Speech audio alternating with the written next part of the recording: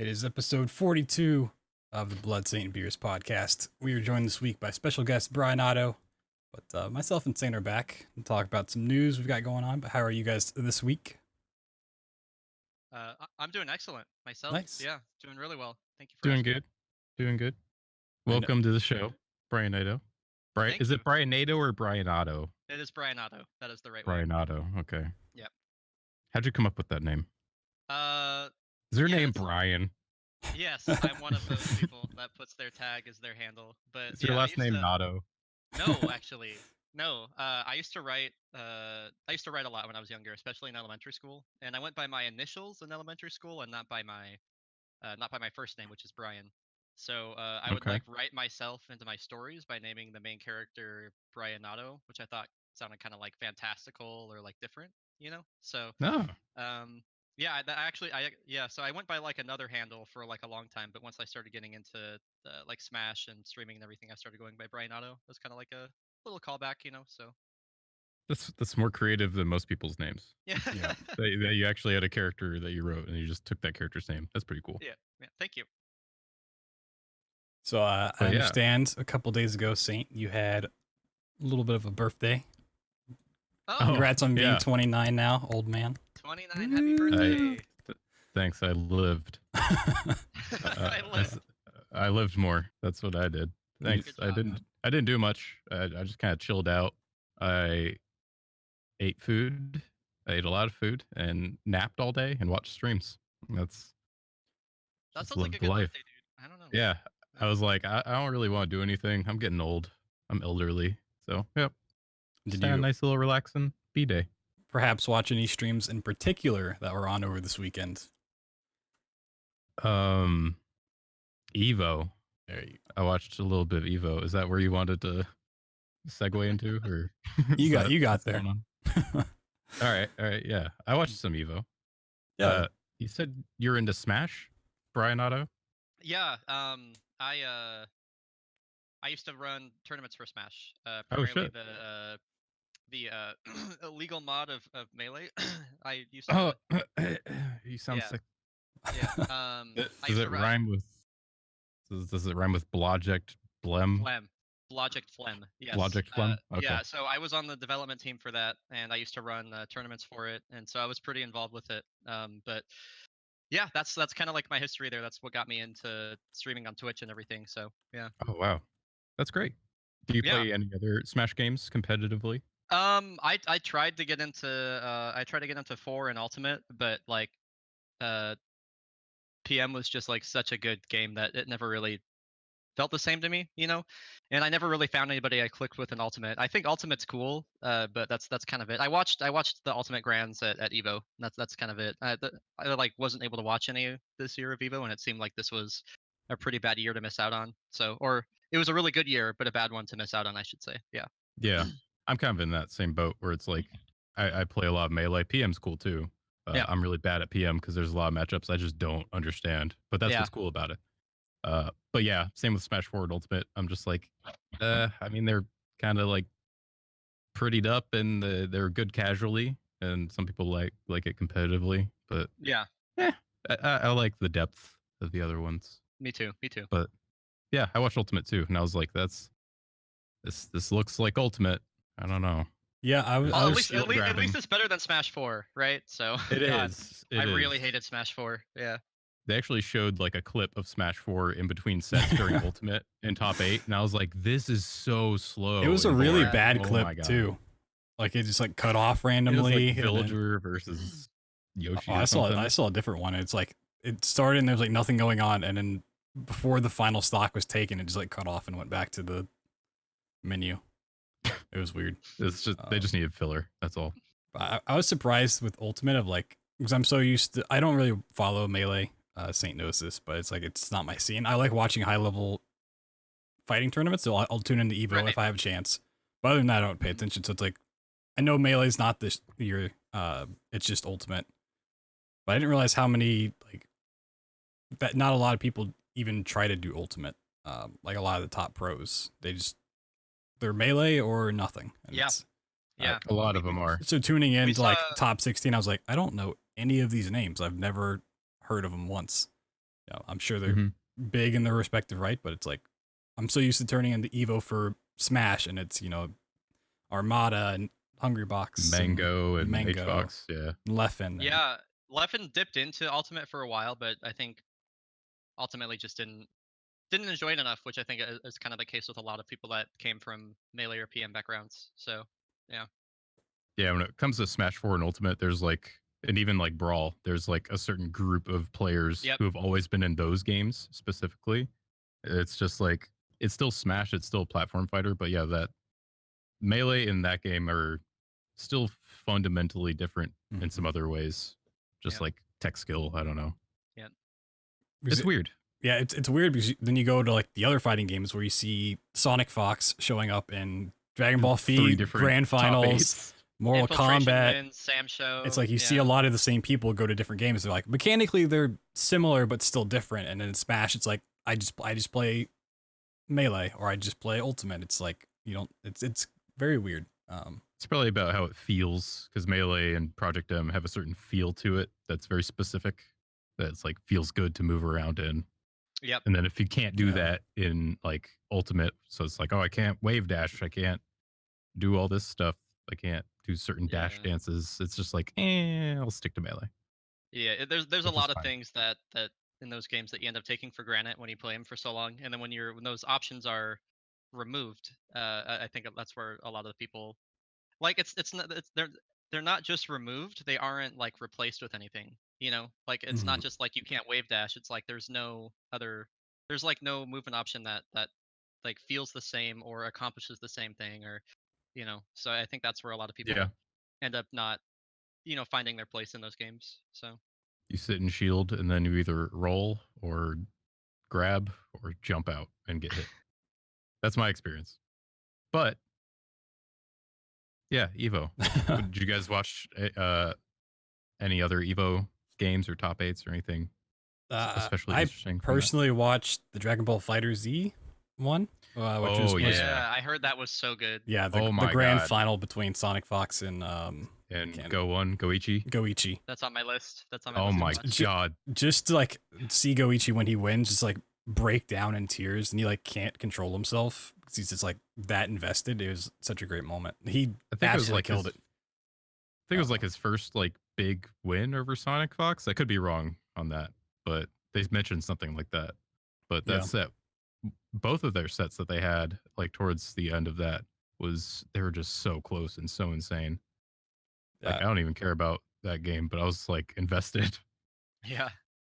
So Yeah, Fighter Z has always been a good spectator experience. yeah, I Even try if to you get don't know a into lot it, about the game. but I Me I, too. I Me can't too. I can't get into fighting games. It's not for me.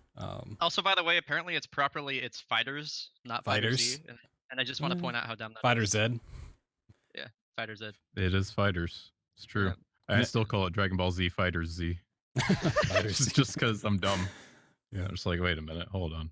No, I DBZFZ. try to watch some Street Fighter, but I just find Street Fighter incredibly boring to watch. In comparison. Street Fighter 5 is Yeah. yeah. I like 4 more. Then But, I miss 4 so much. times change. What are you gonna do? I don't know. Yeah. then Bring back Third Strike. I went back That's and what I watched want. top 8 for Mortal Kombat, just because I like Mortal Kombat, and watched the grand final for Tekken. That's what it was. Just to kind of see what happened.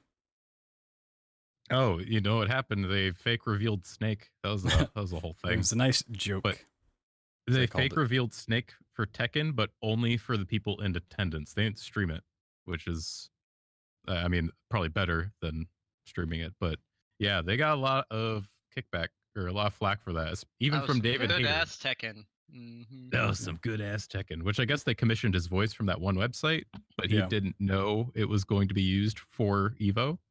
So he got pissed. He was like, "Hey, don't fake advertise." I saw that tweet. I saw that. Yeah. Yeah, and I was like, "Oh shit."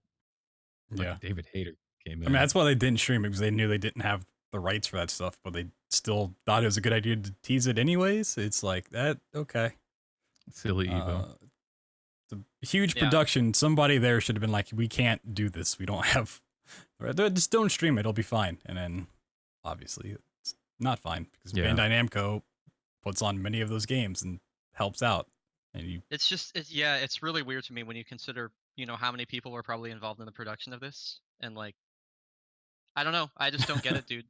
I feel like when you look at that from an outside's perspective, and you think like, why, It was a you know? prank, bro. Yeah. Oh, come on. I mean, No it would big have been a deal. cool reveal if he was in Tekken, but And they did just reveal that there were 4 more unrevealed characters for the new Tekken season. And it's like, no, oh, and then here's Snake. And it's like, that's the worst timing to Well, do that joke. they did Snake before showing off the other fighters. So it's like, here's a tease at Snake, and then here's 2 fighters you don't care about because it's not Snake. Oh, it was before it. Yeah. That's weird. That's What are you gonna do? I don't like that. Well, yeah, Evo, it was fun. Melee wasn't there, so boohoo. Project M wasn't there. But Project M's not allowed anywhere, apparently. No, dude. Not Well, allowed to there was probably mention. like a side tournament there. That's what they usually do. So Just in a hotel room Yeah. Oh, somewhere. yeah. yeah, but it was weird. It was weird not having Melee at Evo this year. I definitely missed it, but I just wish I could have watched more of it, because generally for me, Evo is kind of like E3, where it's like, something I set aside a day or two for, and I watch a lot of it, and I involve myself in it a lot. And so yeah, like watching Sunday top dates for Evo is something I used to always do. I'd like book it off from work and everything, and I just couldn't find the time this year. So Yeah, I'm kind of in the same boat. For some reason, this year I was just like, I'll kind of tune in every once in a while. Like it's usually a ritual for me as well. But this year I was just like, I'll speed run. I'll do some attempts. But speaking of speed runs, we can get back to Bryonato, the Titanfall 2 extraordinaire. If you want to talk about how you got into that game, or is that your main game? yeah, What's going sure. on? All that. Yeah. Why don't you speedrun Titanfall 2 anymore? Come on. I tune into Yeah. your streams Oh and you my don't stream God. them. What, you had Yeah. records from like a week or 2 ago on speedrun.com. Yeah, no, he's just playing into how I haven't played Titanfall for like a week, and so Oh, okay. every time I stream a game that isn't Titanfall, you get like somebody that shows up and's like, "When's Titanfall?" And I'm like, I'll say, soon, and they just leave. No. So um, That it's feel. it's like the plight of any single game specialist. But yeah, so I got into Titanfall 2. I started playing the game back in 2016. It released in October, and then they did like a free multiplayer weekend, and that's how I got into it. And when I was just playing the multiplayer, I was like, damn, this movement is like the shit. It's You can good. it's good. Yeah, I was like, if I can I was like, if you think it, you can do it. It's just, I was really into it. So I got into the competitive scene and played in the competitive scene for a few months, and then, or I guess about 2 months, 3 months. And January rolls around, and I, went to look up the speed run for it. I was like, I wonder if anybody speedruns this, and of course they do. So um, the world record at the time was 134 flat by an angry albino, and so I watched his world record, and I like took notes on everything I thought I was gonna forget, and I just like put the notes up next to me, and then I just did like a run and like reference those whenever I felt like I was gonna mess something up. And that was like my first speed run ever. So I'd like attempted to run games like years ago, but I never really took it seriously, and so I just really found a lot of passion in it, and then just kept pushing it and pushing it and pushing it, and then I ended up getting world record about 4 months later, no, 3 months later. I think it was April, so 3 or 4 months. Anyway, um, and I've held it since, and I keep pushing it. And it was just at SGDQ, and had the best reception I could have asked for. And we have the most people running it ever in the game right now. And um, we like in the past year we've cut like 3 minutes off the game since it was at GDQX18, and so it keeps like getting better and better. And it's like a really good speed game. It's really really hard. It has a high skill ceiling. But at the same time it has like this really nice progression when you learn it, and it has a great learning curve. And so I think everything just kind of works for that game. So yeah. What gives it such a high skill ceiling? So it runs on a modified version of the Source engine, and so because of that, you have a lot of holdovers from Source. So you have bunny hopping or air strafing, and then on top of that, you have a full-fledged parkour system like you might find in Mirror's Edge. So you have like a double jump, you have a wall run, um, and on top of all that, there's all these like intended mechanics that are coded into the game, where like if you jump off a wall within 3 ticks of landing on it, you get like a speed boost. Or you have slide hopping, which is kind of like a more versatile form of bunny hopping. And so you have like full 3D movement, and you have all these options. And so the whole game is just kind of like a playground for people to figure out how to get through. And uh, we're kind of reaching the point in the game where the only new strats that are being found right now are like the really hard ones that are like you have to throw this grenade right here and then like shoot twice and then jump and then you have like like 2 frames to do it sort of thing. So that's kind of the point that the game's getting to, and it's really exciting. So yeah, Super optimized. Getting yeah, to yeah. this, I was gonna say, getting to the strats where you're like, oh god, I would hate to have to do this in a Yeah, run, like yeah. an hour in, but I'm gonna have to. Yeah, there's just like so many little things that keep coming out. We recently had a runner come in. He's third place now. He came from the competitive scene, and it's something like, for whatever reason, if you're air strafing to the left and you're holding like A on the keyboard, and then if you move your mouse really sharply and then like tap W like 2 or 3 times, Titanfall 2 has like really low air acceleration compared to something like Half-Life 2, or sorry, like Half-Life, where you're just air strafing everywhere and like all these S patterns. Uh, and so normally when we strafe in that game, we have to do these kind of long, slow arcs. But if you strafe and then tap W 2 or 3 times, for some reason, every time you tap W, the game will kind of like angle correct you a little bit sharply to the direction that you're Oh strafing in. man. And so when you tap like that, you can do like these like 90-degree strafes instantly, and it like completely blew open the routing for like Oh multiple my segments in the gosh. game. So it's just something little like that that you wouldn't really think about. Like you don't press W when you strafe normally, and so uh just the adding that routing in, it changed any percent a lot, and well, not a lot, but it added like a couple dozen small optimizations everywhere that weren't there before, and so it's really really cool. Oh wow. So going back to the comparison with Melee of having movement and then taking it away, when you go to look for other runs, like you picked up Wolfenstein Youngblood, I know you've done Celeste in the past and you attempted other games as well. It's like, Yeah. because it doesn't have those movement options, especially like FPS games, like, is it instantly like, oh, maybe this isn't something I want to run because you're constantly trying to do that A little stuff? bit. I definitely didn't find that problem with Celeste, because Celeste Right.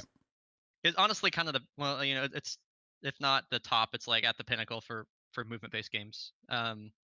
I think it just kind of depends on the scenario. Like with Wolfenstein Youngblood, like I was expecting like a Wolfenstein game as far as movement goes. Like it's kind of rigid. There's not a lot of freedom to it. It's just you might clip out of bounds here and there, but that's kind of it. But I was like pleasantly surprised with the movement options, where you had like the double jump, and Mhm. the vaulting system was a pretty a little bit, had a little bit of depth to it.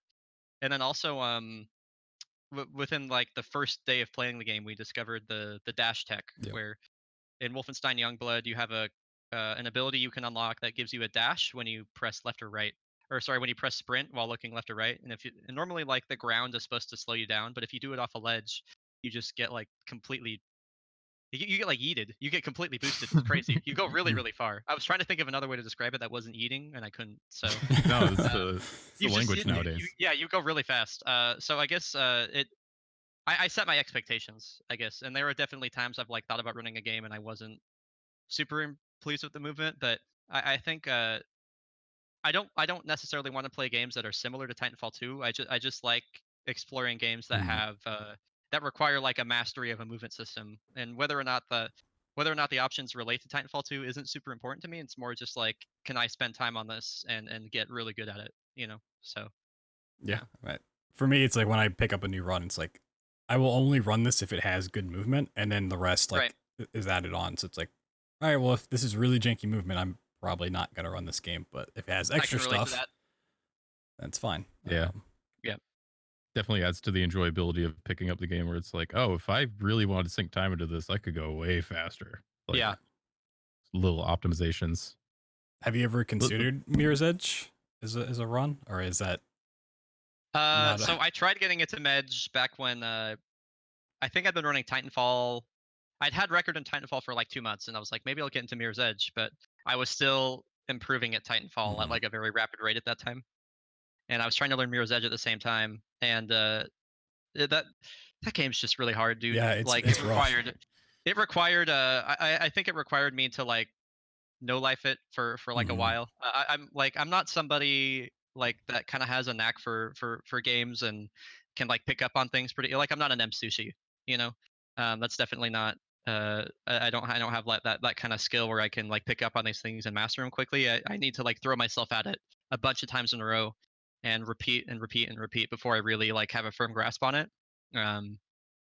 And so for Mirror's Edge, that it just required a really significant time investment for me, and I wasn't willing to basically drop Titanfall for it at the time, which Okay. I think I would have needed to do.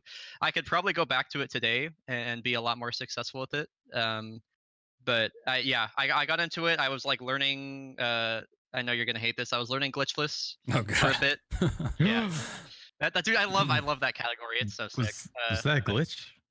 Yeah, but yeah, it was a bit too much of an investment for me. So yeah. It definitely is. It's horrifying because I've considered picking that game up, and I'm actually trying to work on a video about it, which is really hard because there's a lot to cover in that game.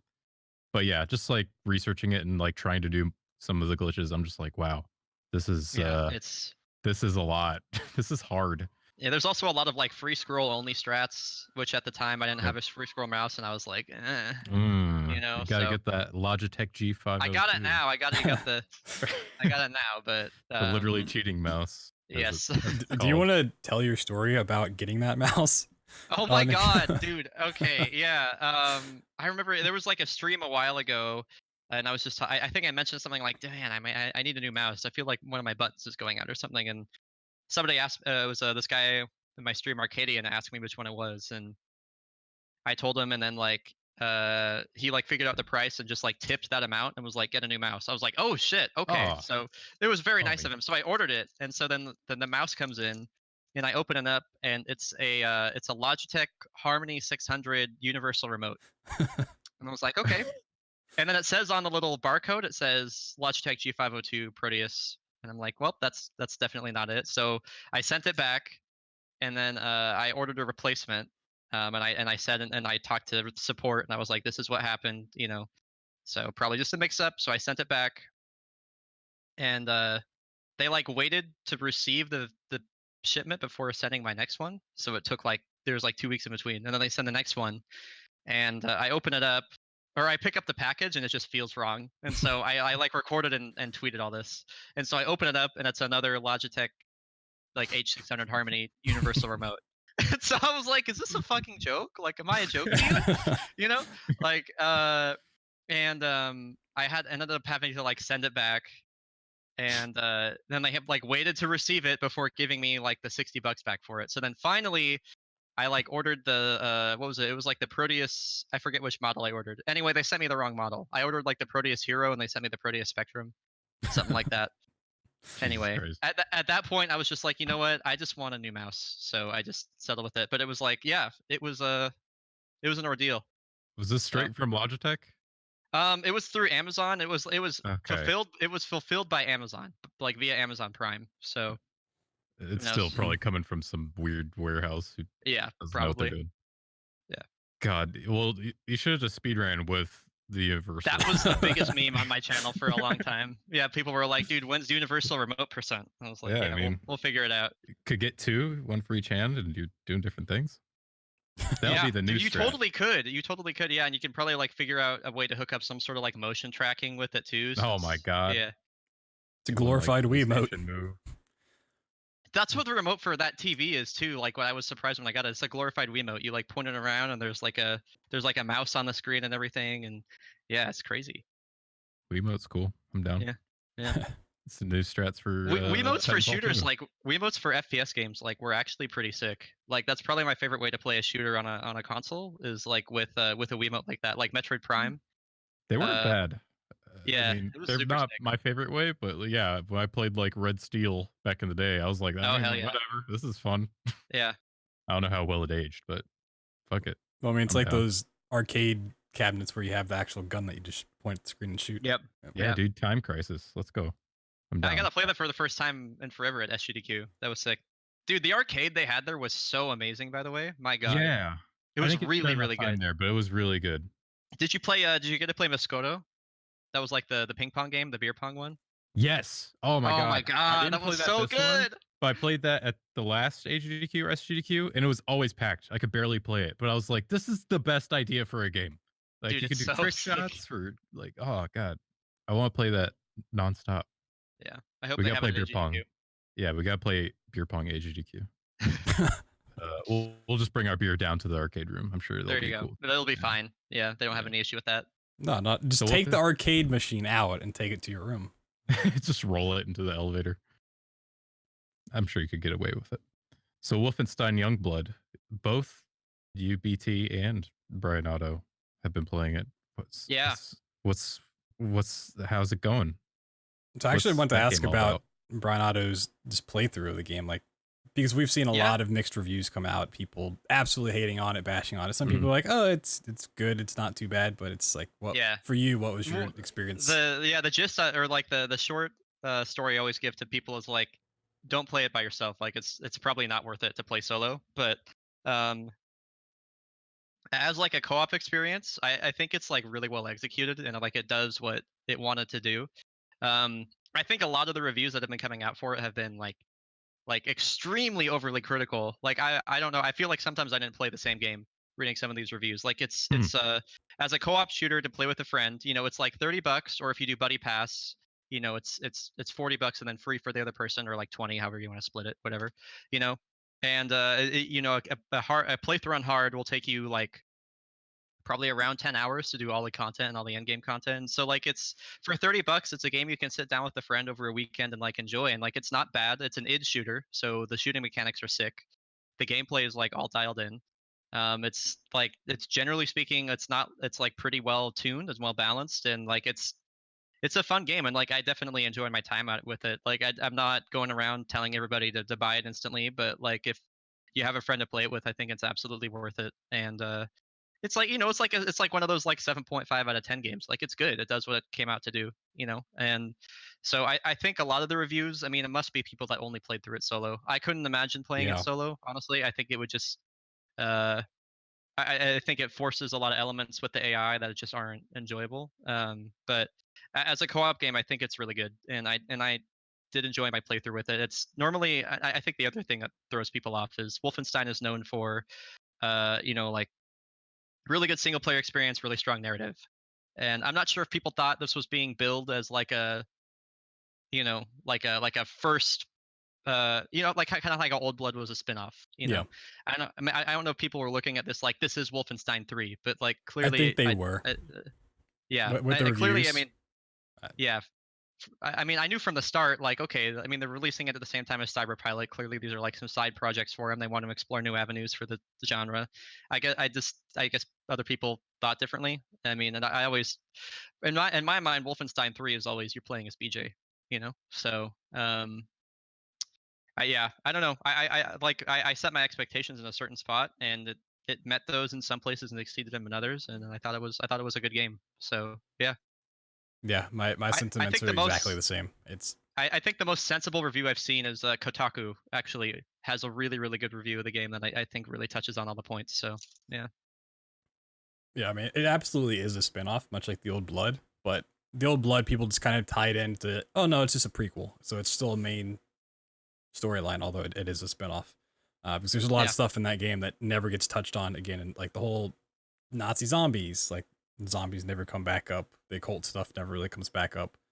And they've yeah, said they want to do a proper Wolfenstein 3, and they even talk about stuff like killing Hitler, that what happened in a Wolfenstein 3 that we haven't seen yet. And it's yeah, people really wanted this to be Wolfenstein 3 or thought it was, and then because it's co-op, they can't go super heavy in the story because you're gonna blow past all the narrative stuff anyways because you're talking with your yeah, friends, and it's can't really have that. So it's yeah, yeah. The biggest knock on the game, in my opinion, is definitely the narrative. yeah. I think it's really weak, and I think it's really weak. It's pretty predictable. It's not that engaging. The sisters are kind of cool, or like kind of cute together. You know, they have like some funny dialogue between them. They're just like weird teenagers, but um, there's like a couple good lines. You know, you get to see some old characters from the games come in, but like it's really when I'm telling people about the game, I'm like, you're playing this for the gameplay. Yep. Don't expect like an old like an Old Blood or like New Order or New Colossus caliber story. So it's because it's not there. Yeah, I think the story's weak, but it works in the game. Like because it's a co-op game, you can just have fun. yeah, It's like you're playing it to have fun. You're yeah, not like exactly, going in for that exactly. super heavy story. Yeah, I'm I a think that's little fair. sad we never see Wyatt or Fergus show up at all. Yeah, yeah, But I guess that's because like each person maybe would have their own story. So if like maybe something I happens picked to them in Wyatt Wolf and 3 or then something. you picked Fergus. It's like, well, how does that work if we both saved a different brother? Like, who would show up in our game? Yeah, But it's kind of sad not to see them show up again. I agree. What Uh, in the speedrun, how much does it play into the fact that you have two people? Do you have to always be doing the same movement? Do you have to always keep up with each other? Yeah, I want to say really quick as an aside, like it's actually it's a really good speed game. Oh. I'm actually pretty blown away by it. As a co-op game, there's a lot of elements in the game that are like forced co-op, where like two people have to be in this place to open this door or whatever. That comes up a lot. But the uh, the routing for the I've never ran a co-op game before, so this was my first. I've been running it with the Fun Cannon, who is the obviously known for his co-op Borderlands runs and Borderlands in general. Just like a really skilled and smart FPS player. But it's been like I didn't really know what to think of the game. I thought when we first were routing it, it was going to be for people that aren't familiar. Wolfenstein Youngblood it's more, it has a lot of looter shooter RPG elements. You have to be certain levels to like be able to deal with enemies in certain spots without just kind of like rolling the dice and trying to stealth through. And so when we were first routing it, I was like, okay, this is going to be like, you repeat these same sections to farm enemies and get up to the proper level, and then there's not going to be a lot of movement, and it like might be kind of a fun game to run for a month or something. But honestly, like the game has really interesting movement options that I touched on before. And the way that we have the game routed right now, we do like one farm segment at the beginning of the game that takes like 2 minutes, and then the rest of it is just like quest, and it's just gameplay. It's really cool. And so as far as like a co-op speedrun goes, there are a lot of segments where I'm on one side of the map doing this, and TFC is on the other side of the map doing this, and then I'll like shoot this segment here. So like when he comes through, there's like a path open for him, and I'm ahead doing this, and so there's a lot of multitasking going on, and That's it's a cool. really it's a really impressive speed game, and also all the cutscenes are skippable, which coming from Titanfall 2 is like blows my mind. So That's nice. so it's really cool. It's a good game, and there's like a surprising amount of depth to it. I could keep going, by the way, but if you have questions, like specific questions, like shoot. So well, I was just gonna jump in and say a little caveat. It's a great speedrun co-op. It's still bad Yes. solo. Do not Oh, yeah. do not do it. Just Why? don't. It is because in a co-op speedrun, you can get away with being underleveled because both players can use stealth, both players can use the peps, which are low ability, so you get invincibility, double damage, that kind of stuff at like proper timing. When you're playing solo, Mhm. you don't have you have to play with an AI. In the AI, you can't tell, hey, cloak here. Hey, use invulnerability. Hey, use double damage for me. So you end up like having to manipulate your AI in a right way to get to like the right spot. You can teleport if you're using a door or something. But if it's fighting or if it goes down, it's just kind of out the window. So you're relying on the AI to do something that you need it to do when maybe it's not programmed to do that. A lot of times, if you go down, it won't pick you up when it's fighting something. So you just like, all right, well, and sometimes you're way ahead of them, and they go down. yeah, Like, that too. like 30 seconds behind you, and you have to backtrack all the way there. It's not good. So they're like Yeah. a friend who's bad at video Just games. Yes. think of an escort mission in a video game, but there's more writing on it. Like And for the entire like for game. an hour and a half. Yeah. And you're I'm and you're surprised under they're- leveled the entire time. I'm surprised they don't have like hotkeys for your teammate to like. You can't just like ask them to do something. You can ping an enemy for them to shoot, I think. I haven't actually Yeah. tried it because I don't want to play solo again, but that's about it. Suggests that you Yeah. shoot them. It is Or that they abundantly shoot clear you. that they designed the game around having 2 players. Yeah. So I think that's definitely like, I think it's a fair criticism of the game to say like, well, this isn't any fun solo. So in that way, I see the bad reviews. Like they didn't just, I don't really think they gave a shit. But Yeah, well, I think they all. so about yeah, everybody else. they build it as a co-op experience. So My tinfoil hat theory is that they left the AI. They just did like a baseline AI, and they're like, we're not going to improve it because we want people to play it co-op with a friend. right. So they just like AI sort of works. So we're just going to leave it as is, not work on it, because if they realize they're getting frustrated with AI, hey, maybe I can convince a friend to play with me to get through it instead. Yeah. That's Now I have to make friends. yeah. Yeah. Bullshit. If I can touch on some of like the highlights of running the game for me Yeah, too, go for real it. quick. Yeah, so I'm used to speed games like Titanfall 2 or Celeste, where like, well, where 100% of my focus is like on my movement. You know, I'm not like managing resources. Well, I am in a way, but I'm not managing like leveling up or menuing or anything like that. I'm focused on like, okay, for this segment, I need to like do this and this and this to go fast. Like that's it. Whereas like Youngblood has been a kind of refreshing experience for me where it's, you know, I need to be at this level to do this, and then like this is the routing we have to do here, we have to do this quest in here, and then like when we're opening this door I need to be menuing and doing this, and like I have to keep an eye on what TFC is doing and where he is, and like where I am in relation to him and how I can be helping him and where I need to be leveling wise. And so there's like a lot more multitasking I'm doing in my head. It's really sick, and that's I think that's been one of the biggest appeals of the game for me. But also, the game, like as we route it more and more and more, it just keeps getting like better. So how it worked before, I just did like a whole tweet on this. We found a strat today that kind of that cuts like 8 minutes off of our run.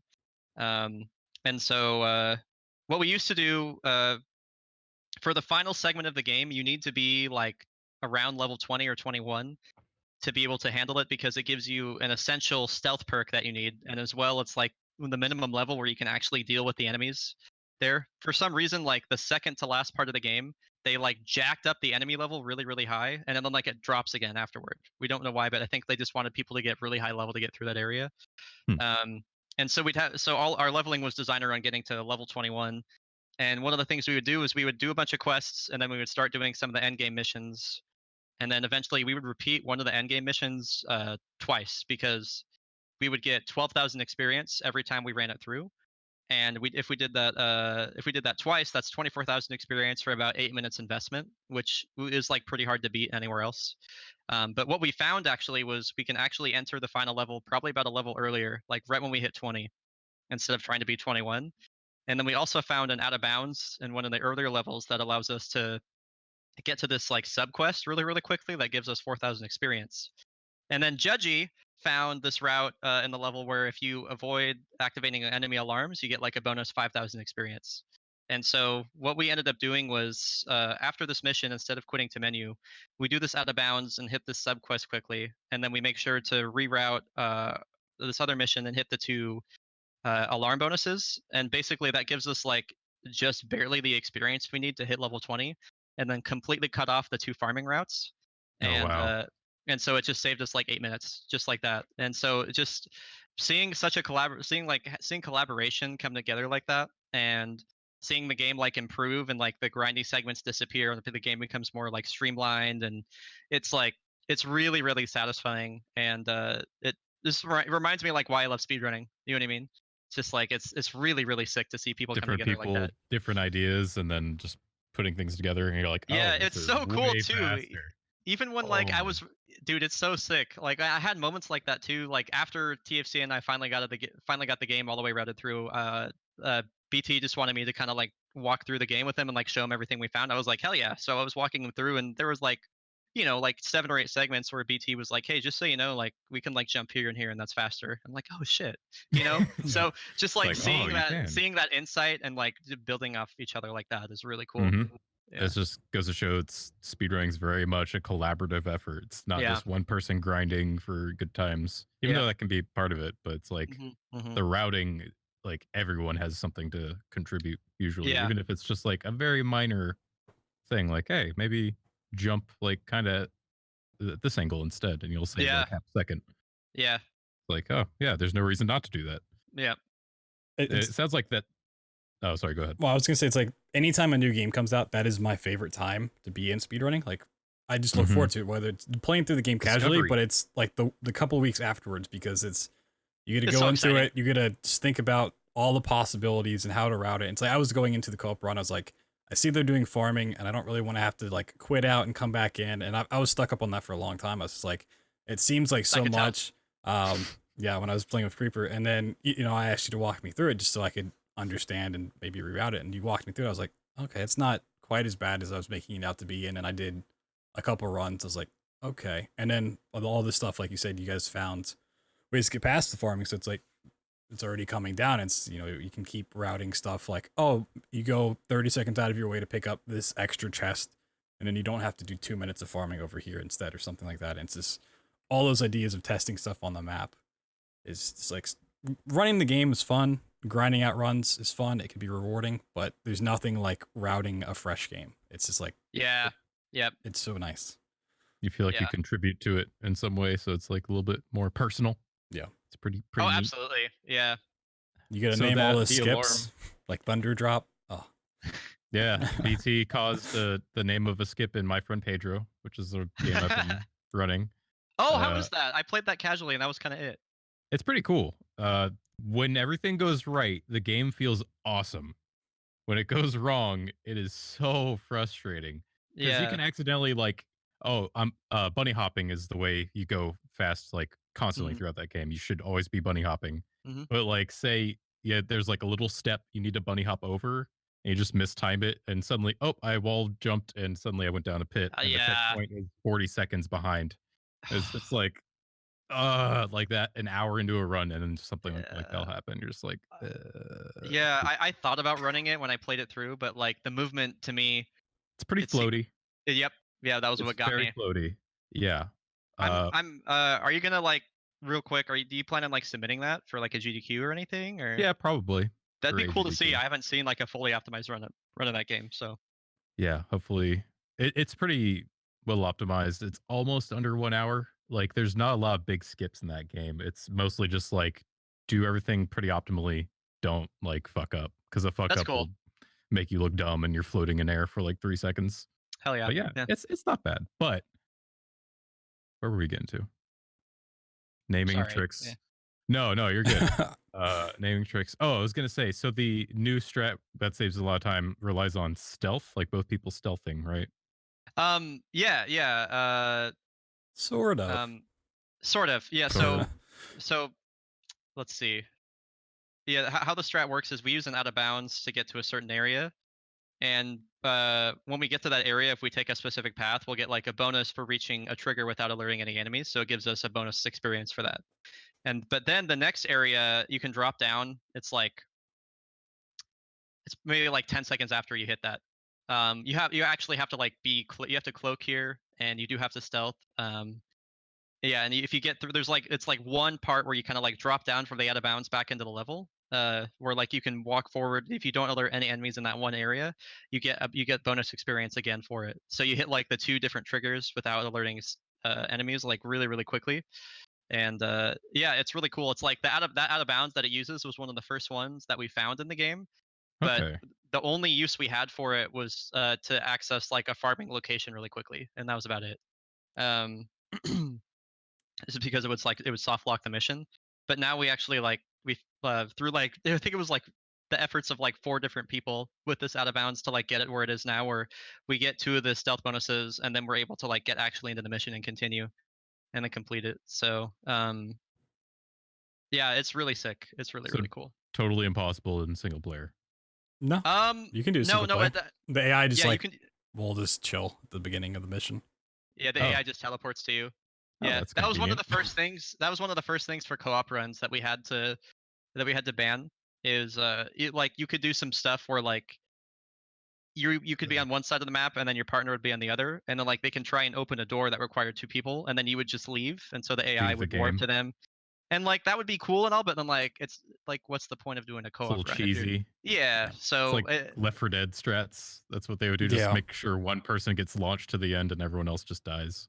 It's like, yeah, it would be I guess different that's if you the way could. of doing it.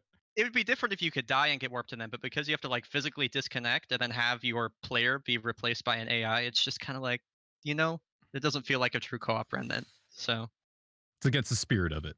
yeah, definitely. In a way, yeah. Yeah. And What's the Well, I was just Go going to ahead. mention a small thing about the out of bounds for that mission. So whenever a new game comes out, one of the biggest things I do, it seems like a lot of runners kind of miss this, is just go on YouTube and I'll search up like Wolfenstein Youngblood glitches or Wolfenstein Youngblood bugs and just like scroll through tons of like feeds and pages. I've noticed that, by the way, and it's so smart. People will upload like, oh, this funny thing happened in my game, and I'll just upload it because I want to share it with my friends, or they'll upload it from Xbox. And just you can see all these things that happen in the game that normally, you may not experience, but they did, and you can take that and whether it leads to something or not. But that out of bounds, like 7 people upload it, like within an hour of each other. Like so many people found that, like completely independently of each other. It's so easy. Awesome. Like because Also, you climb up and you jump out of bounds and that was it. BT, the out of bounds that we found on Brother 2, Exploit Theory actually uploaded the same thing. Yeah. Yeah. Yeah, that's cool. What's exploit theory? It's a group of people on YouTube. I don't know how many people it is, but they've been uploading like glitches. Usually it's out of the map stuff, so they'll do it for like Call of Duty, just any big game that comes out, like getting on top of the map and stuff. Yeah, I've probably linked you some stuff. Yeah, like they're really good about finding ways out of the maps and like any game when it comes out. Most of the time, it ends up not being useful. But it's cool to have that. They're like, oh, maybe we can, because we start using that for X Labs or Lab X in this game. They had an out of bounds to get on top of the map, and we use that to then get over to where we need to go. Like they don't find speedrunning stuff; they just find weird bugs within games. Which is kind of cool. That's cool. I notice whenever you revive your teammate in this game, it looks like you're grabbing their booty. I actually haven't looked at that. I don't know. That's the first thing I noticed. Maybe I'm just like a dirty mind. I don't know. Another thing that's interesting about Youngblood too is there are these things in the game called peps, which you can think of as like temporary power-ups that you can grant to your teammate. And for some reason, when you unlock peps in another save file, even if you delete that save file and start a fresh one, the peps that you've unlocked carry over. And so, and like the only way to do like a fresh, true new game playthrough is to like physically edit your save files and like wipe all your data. Wow. And so,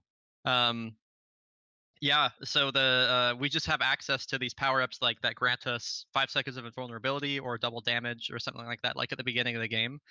And it actually works to make the speedrun better, in my opinion, because it's kind of NG plus-esque and it removes a lot of grinding because to buy these peps they're like expensive with like in-game currency. So it removes a lot of grinding and it makes the routing, especially for the opening segments, like really, really cool. And there's a lot of coordination between like, okay, I'm gonna double damage now, and then you double damage me at this specific time, you know. And so it's it adds rather than takes, and I think it's really cool. So that's what the difference is between 80% with peps and 80% true new game. The two categories that are on there right now. And it looks like people will do it with peps because, like you said, it sounds pretty. It's like playing like BT. You know this game, Origami New Game Plus. It's like you just want to run that game New Game Plus because without it, it would be so slow and boring. It's like, it's just better with it. Like people ask, like, oh, is this a new game run or a new game plus run? It's technically it's a new game, but you have the peps. It's like I mean, you can't clear it. It's a new game plus, but it's like as little as you can possibly get. It's like new game plus light. Yeah. I mean, you can't clear it without editing the game files, so that's cheating. Yeah. So yeah, it's just 8%. You know, this is the Wolfenstein Youngblood. What glitchless is the Mirror's Edge. Yeah, new-ish game. There you go. Yeah, it's a new-ish game. So, a question for both of you. No. BT, I don't know if you've done co-op speedruns before. Yes. Bryonato, you have. Bryonato, this is your first one. Is there different mentality on grinding out? Well, I don't know about grinding out runs, but doing a run, determining when to reset. Like, what's that dynamic like? Because I've never done a co-op run before. So I don't think. Go ahead. Mine's real quick, so I want to throw it in and let you talk. Yeah. My previous experience with co-op runs was Black Ops 3 with Shadex, Rexy, and someone else, I think. So it was a meme. Sort of. It was a 3-hour run through a Black Ops 3 campaign where none of the tricks worked, so you just played through it casually and hope Hendrix didn't like soft lock at the beginning of the level. Good. But it's at least early on. I'm sure this is the same for you and TFC because I've been doing runs. I did a run with Bryonato, kind of a walkthrough, and then I've been playing with Amerlin, another Borderlands runner. It's funny. We actually did a couple resets because we realized at that point, like, all right, well, we're gonna lose a ton of time. We got to kill these things, but we're under leveled and it's just not working out. So let's just reset and do it.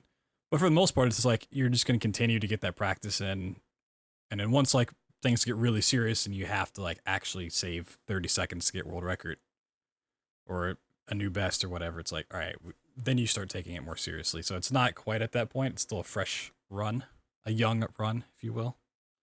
Mm-hmm. So it's not really an issue. Yeah. The young blood. That's about what I had to add too. Is I'm not really sure yet because we're not at that point. usually when TFC and I have agreed to reset before, it's just kind of like, hey, this feels really slow. Like we're only 5 minutes in. You want to reset? And he's like, yeah, okay. That's kind of it. There's not really any debate. We haven't really had any. We haven't gotten that far yet. Right now the run sits at an hour, 1 hour, 1 minute, 5 seconds. I think is the co-op record as of today. And so we still have segments where like if we don't make this mistake, we save 30 plus seconds to a minute sort of thing. That's still where the run is. And so I think as we start getting down maybe closer to, like 57, 56, I might start getting to that point where we're like, I'll have to figure out how exactly we want to approach that, but not there yet. So I'm basically wanting an answer that's like, it feels like you've been roommates for a while and you're like screaming at each other because you're messing up God. strats. It's like, why'd you do that? What are you doing?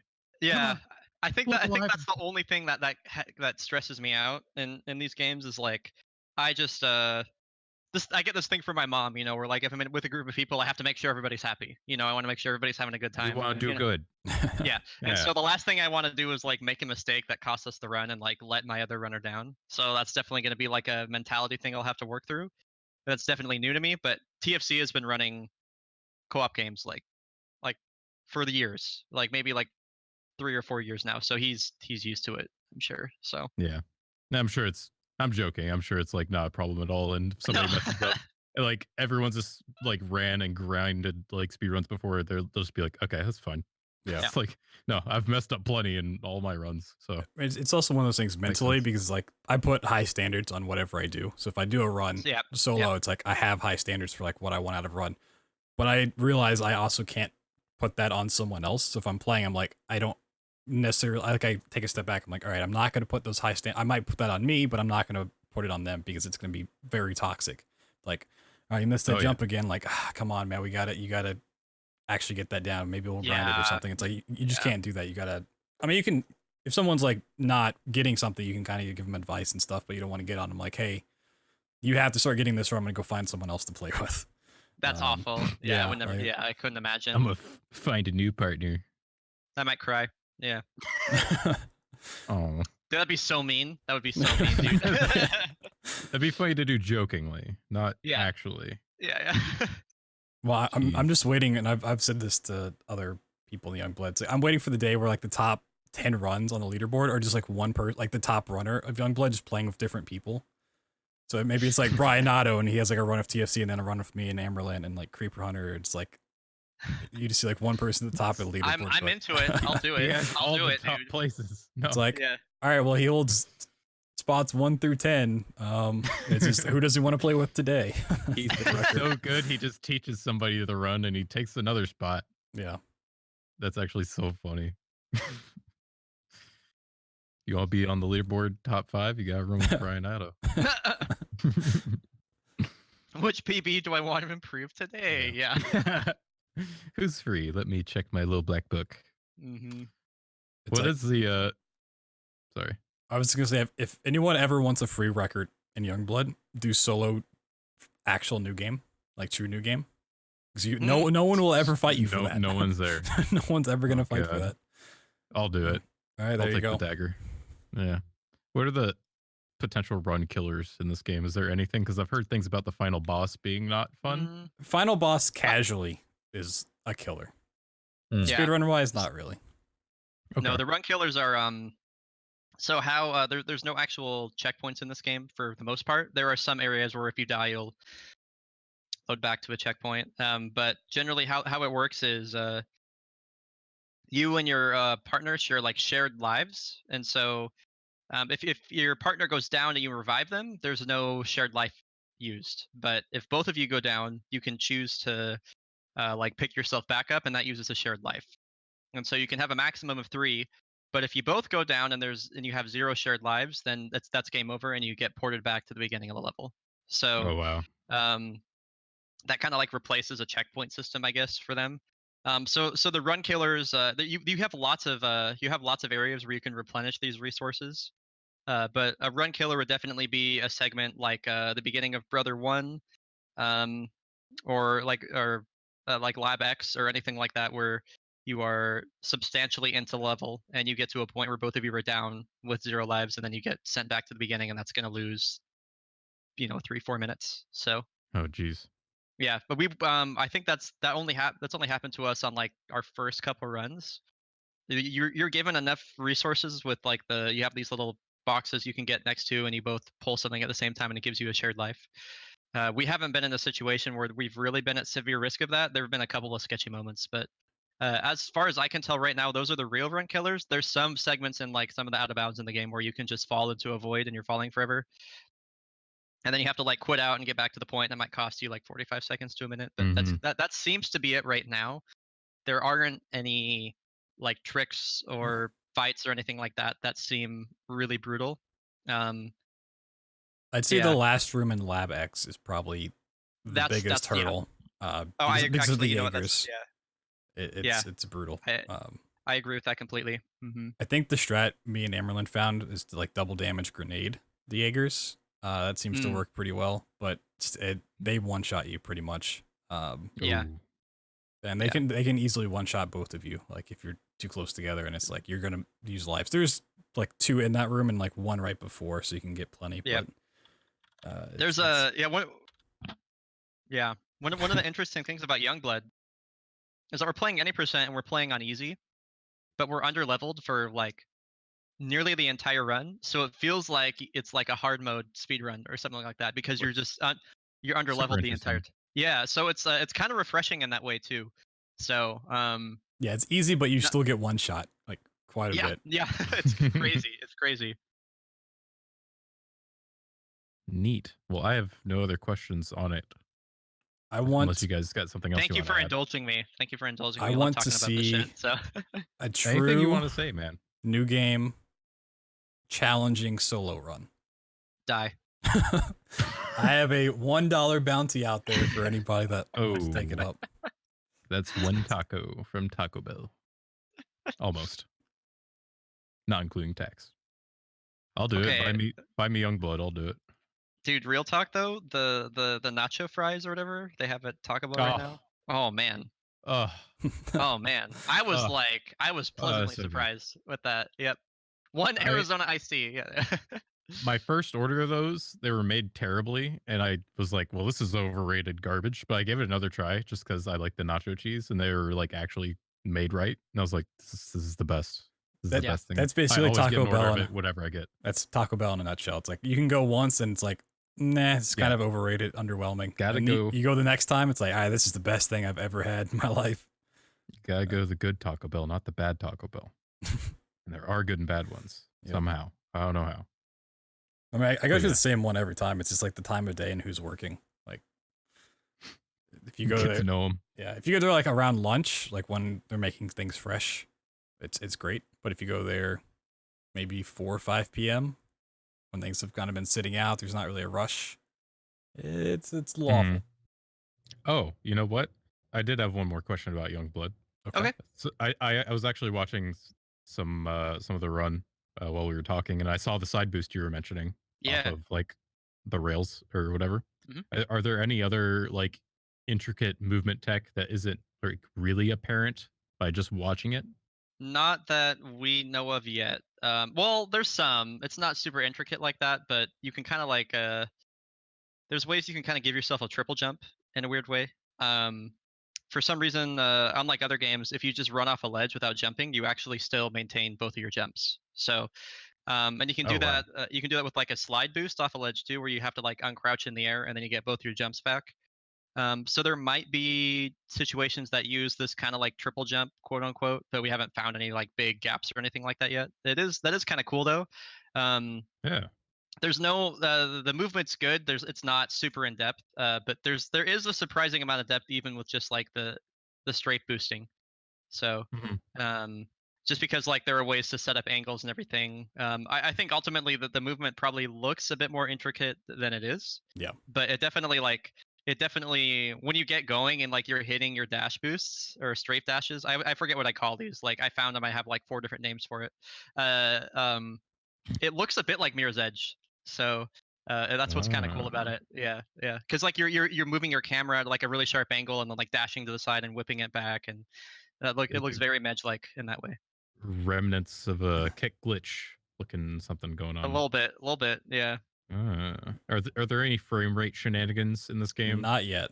Not yet. Not We'll see. yet. The game is like pretty well optimized, honestly. So if there is, it won't be a big deal.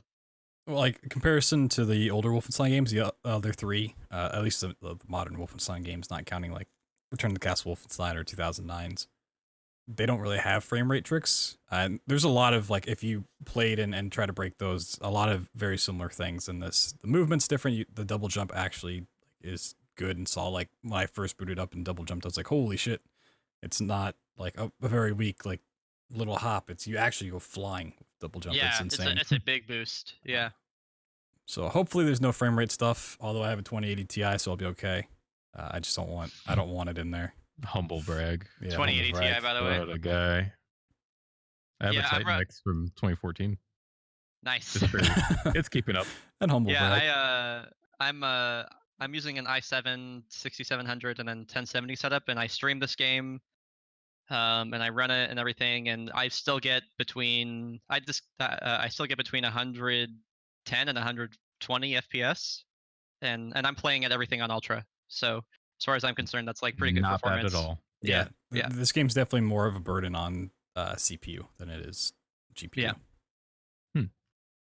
Like it's at the point where my CPU is bottlenecked pretty hard when I stream. Like anyone who's watched me do a run, like my webcam will lag on occasion. Wow. Because the game's taking too much CPU, and it's like. Oh, is that why your menus were bad? I think so. I still have some issues with it, but not entirely. I've like disabled webcam when I do runs now. I noticed that. Yeah. It's like the software I use to use my DSLR eats up like 14% CPU. So between streaming and playing the game, it's too much. It's my next. Do you use upgrade. CPU to encode as well? I use GPU to encode. Okay. But it still takes a little bit because of browser source and stuff. Yeah. Alerts, Yeah. all those good things. Are you going to GDQX, Bryonato? I've submitted all helmets, which for people unfamiliar with Titanfall 2 is kind of like the 100% category in the game. That's like the all collectibles. Think like Celeste, all red berries, but Titanfall 2. Mm-hmm. I got accepted as a backup game. So Oh, okay. at this point, I don't really know. Like backup games never get in. So Hey, you never know that. it's in San Diego, which is from Portland, is like a dirt cheap flight. It's going to be really inexpensive, and I think as a backup runner, you still get the free admission to TwitchCon, and then also I might have a situation where I won't have to pay for a hotel, so it could.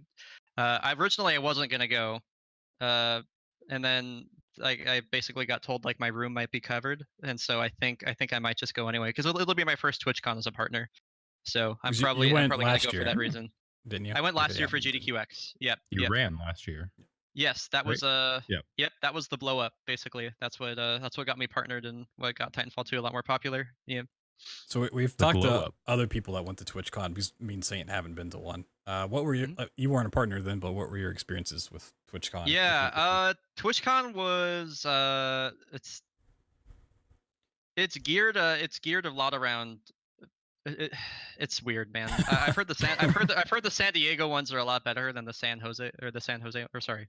Diego ones are a lot better than the San Jose ones. And so this last one was at San Jose, and like the first day was a nightmare with the lines, and I was expecting something more similar to something like PAX, where there's just like a show floor and there's just like games, just like indies out the wazoo. And there were like a couple segments. There were like a few small areas. There were maybe like 12 people that were showing off games there. The other stuff was like, this is how we're like this company, and then we can improve your stream in this way. And there were like the booths where like Asus had like some big Fortnite stream they were doing, and you can come over here to stand in line to wait to meet like Dr. Lupo if you stand in line for like 30 minutes or something. So it was just a bunch of shit that I didn't really care for. It was cool to meet a lot of my friends and meeting a lot of people I knew, but that's like any con. So as a con, I thought it was okay. I've heard the San Diego ones are better, and I'm hoping that's the case. For me, TwitchCon last year, like if GDQX was like far and away the best part of TwitchCon. I actually really loved GDQX. It was amazing, and I think for people that kind of miss the old GDQ vibe, go to GDQX, like absolutely, Oh, because wow. it's yeah, it's in at least last year it was in like a pretty it was in like a smaller room that was kind of out of the way, and it was just like very homey vibes. Like I would walk the floor at TwitchCon and like walk for like 20 minutes and not see anybody I knew. Um, and then I go into the GDQ room and it's just like, hey, that's my friend, that's my friend. I know them. Hey, I've been in their stream, you know. And it was really, it was very much like a place of comfort for me. So I really liked it a lot, and I encourage people to go to it. So yeah. It's actually the first kind of. Well, I mean, I haven't heard many impressions of GQX, but that's a nice warming sentiment about GQX that I've not heard before. Because I've Yeah, never I seem to be actually. in the minority with that opinion, but I feel really strongly that way. So That's good. Yeah, yeah. I've not heard much about attending GQX because I haven't really talked to many people who did. I've talked to people about TwitchCon. Like we had Boix on like some months ago. The Yeah, Boix, yeah. he ran Pepsi Man at some GDQ in the past, and he was like, it basically is just like Twitch people networking and handing out business cards, and maybe you talk to like some companies who, like you said, trying to improve your Yup. stream booths or something like that. And he was like, it's kind of overrated. And I think he actually said GQX is the best part about TwitchCon. Yeah. So that's interesting. Yeah, yeah, it's definitely geared around partners and bigger streamers, and unless I mean, I wouldn't recommend TwitchCon as like a if you're going just for the con. I mean, like you better go if it's as like a business trip, because it's you can definitely go to meet friends and hang out with friends, you know. But as far as like the actual con goes, it is very much stream like streamer oriented and business oriented. So that's kind of the way I look at it. Yeah. Makes sense. Yeah, I think that's a general kind of consensus, Mm-hmm. We'll just wait which isn't until a bad thing. MixerCon But comes around, because Mixer's making some big news this week, acquiring Ninja exclusively, drawing a lot of attention to them. Which I'm sure was not cheap, but they have the money. I can't imagine. I mean, does anybody know the actual numbers? there were I would rumors imagine it. going around. I don't know. What were the rumored numbers? I think the heaviest, like the most substantial rumors were 40 to 50 million. I knew it was going to be like 10 plus, but Yeah. damn. Someone was like 900 million over 6 years or something at some point, but then they deleted that tweet. It was some like news outlet, and I was like, okay, I don't know who you're talking to Yeah. or what's going on there, but it was probably a lot of money. Yeah, money talks. So Microsoft I mean, has a lot of it to throw around. yeah. So, I mean, if you get stability like that, I don't really. I mean, if you're getting 50 million just to stream on their platform, you know, your jeez. metrics don't really fucking matter anymore. You know, so You can retire in like a few years. you You'll be retire done. instantly. Yeah. Yeah. Yeah. But, It's interesting for sure. Has anybody seen what his numbers actually look like over on Mixer? Like, do He you know what people? posted today that he had 1 million of subscribers, but they're giving out subscribers to Ninja's channel for free right now. So it's anyone who goes over and clicks. Like it's not a million people watching. I think when I checked out Mixer the other night, he had like 20,000 people watching, which for Mixer is huge numbers. Yeah. But it's not any. Yeah, Mixer. I was gonna say Mixer has like less than a tenth of Twitch's viewers overall. It's probably way lower than that too. So it's still way smaller than Twitch, but this was probably a pretty big splash to get people actually logging on and clicking subscribe and realizing they had their old Beam account like me. I was like, oh yeah, I have my name. Oh, Beam. Oh, Yeah. Beam. Yeah. You know, Mixer's cool, I guess. Like, you know, if they're trying to get themselves in the market, they're trying to provide competition. Like, all right, I'm not a big fan of Mixer. You know, I don't really like their, you know, like Catholic school rules for, you know, how you can dress on stream and everything. But like, if they're trying to make themselves legitimate, you know, I guess like this is a way to do it. So, They actually, I definitely. I was gonna say they actually tried to do this a couple of years ago, maybe like 1 or 2. They didn't go after Ninja, but they went after like mid to large size streamers. Some notable ones went over. It wasn't reported that they were paid to do it, but that was kind of the assumption of like these people with 200,000, 500,000 followers on Twitch are now going over to Mixer. You better pay me to delete posts for that. Yeah. Oh yeah. So it's just like, they went over, and I think they're still doing well. They're still over on Mixer, but it's like nothing ever really came of it. Mixer was shrinking until this move, and it's like they're trying again to like, all right, well, if we get Ninja, the biggest one, how many people can we get over? And it's people who hadn't, I guess, heard of Mixer. I mean, it's kind of brought up as a joke more than anything, but now people are like, oh, maybe I can go over there and try it out. We had like Hitbox Yeah. before and Owns. There's always another platform people like, well, I can't make it on Twitch. I'll go over and see if I can do something over there. And it's like, all right, let's see if Mixer, because people are like, oh, it's going to rival Twitch and it's going to like kill off a huge portion of their market. It's like, well, give it 2 months and see. Like, I haven't heard anyone saying that. It's like big in the news right now that, you know, Mixer is making plays and stuff. It's like, give it 2 months. See what happens. People are shifting over because Ninja's there. It's like, oh, well, maybe they have an audience, so I'll go try out Mixer as well. And it's like, yeah, I think it's just about trying to get credibility on their site. It's just Mhm. like, we do have a big streamer now because he was a big streamer there. And it's like, yeah, that could work out. See if more big names move over. I mean, I don't have much of a following on Twitch, so I tried streaming on Mixer, and I'm not partnered or anything. so I'm I an was affiliate, actually gonna ask because I had your stream up last night. I wasn't really watching because I was reading a book and doing some other stuff. so- But I was gonna ask How dare you. about your experience on Mixer compared to Twitch. Yep. So As my someone who, unbiased opinion. I'm not gonna say you're a small streamer, but you're a growing community. Yeah, pretty small streamer. I average like 20 viewers, which is fine. I only stream because I'm speedrunning. I'm like, I might as well start the stream. But That's how I got started too. Yeah. yeah, I mean, even 20 viewers is more than 70-80% of people on Twitch get. You know, most people Yup. are stuck Yup. less than And I 5. have So high quality viewers too. Yeah, that's it. I know everyone in my chat. But I can relate to that. Yeah. man, it's fine. I mean, it seems pretty much the same. The vibe seems a little chill, you know. There's a lot of like weird currency shenanigans on Mixer that at first was like pretty silly, I thought. But as I was streaming and people were like, here's a pizza slice sticker, and everyone just started spamming pizza slices. I was like, ah, this is pretty funny. I don't know. This is pretty relaxing and everyone's just chilling out. Like I'm on Mixer, not Twitch. I don't know, just something about the atmosphere felt different. They definitely try to gamify a lot of stuff by giving you like a currency over time. You don't have to pay real money. You can just Hmm. do stupid shit. I don't know. I'll probably just keep streaming there because I had the same amount of viewers as Twitch, probably mostly because I tweeted it. That's So cool. the same people came over, but it works fine.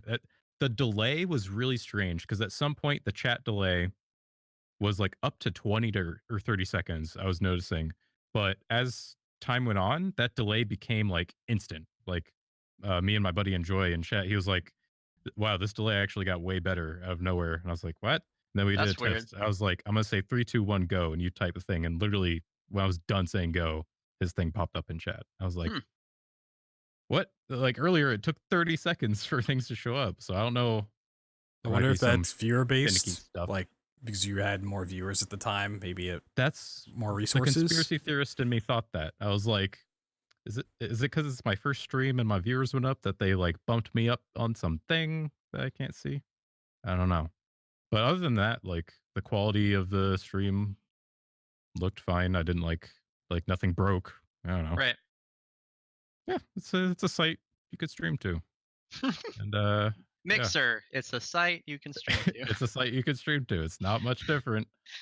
Is there But, anything like stuck out like, oh, this is a better experience, like maybe the way chat handled or just how it flowed, like this is a better experience in Twitch, and or vice versa, like, oh, I wish I had this thing that normally I do have but it's not there because it's not Twitch. the chat bot that's automatically in your chat is pretty neat. You can kind of customize it, but you can also have a Streamlabs bot come in and fix it up a little bit. That was kind of cool.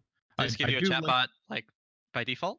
Yeah, it's like it's called Hypebot, which I wish I could change the name of it. Yeah. But it'll automatically be like, hey, this person followed. Hey, look at this. And I'm like, oh, cool. Now I can see that actively. That's neat, I guess. If you could customize that more, that'd be cool. I do enjoy the dumb stickers. Like at first I was like, oh, this is stupid. But they're called skills, which is a strange name. But You can disable or enable which skills people can pick from, or you can disable them altogether if you want. Um, but yeah, people can just pick like an icon or whatever, a sticker, plop it in chat. I think if you're partnered, you get to make your own.